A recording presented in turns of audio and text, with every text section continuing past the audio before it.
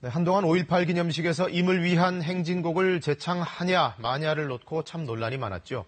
그 배경에는 당시 대통령의 의중이 작용을 했고 그걸 받들어서 보훈처가 고의적인 방해 공작을 했다는 공식 조사 결과가 나왔습니다. 이철호 기자입니다.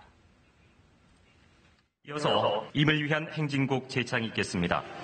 취임한 뒤 처음 5.18 광주 민주화 항쟁 기념식에 참석한 이명박 대통령이 다른 참석자들과 함께 임을 위한 행진곡을 부릅니다. 하지만 행사 뒤 청와대 의전비서관실은 임을 위한 행진곡 제창 방식에 대해 문제를 제기한 것으로 보훈처 조사 결과 드러났습니다. 그리고 이듬해부터 임을 위한 행진곡 제창이 공식 행사에서 사라졌습니다. 유족들의 반대와 항의가 잇따르자 당시 보훈처의 제창 방해 움직임은 더욱 집요해졌습니다. 2012년에는 참석자들이 일어나서 제창하는 것을 치밀하게 막은 것으로 확인됐습니다.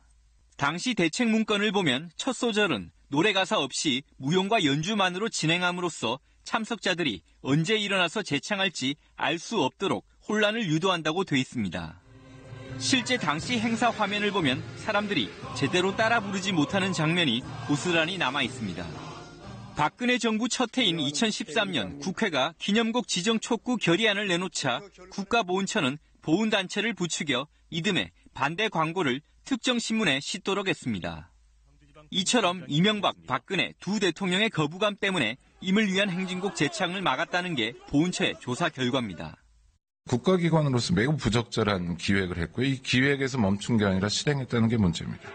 보훈처는 이번 조사 결과를 토대로 임을 위한 행진곡의 기념곡 지정과 함께 보훈단체의 정치적 중립을 위한 법률을 개정하기로 했습니다.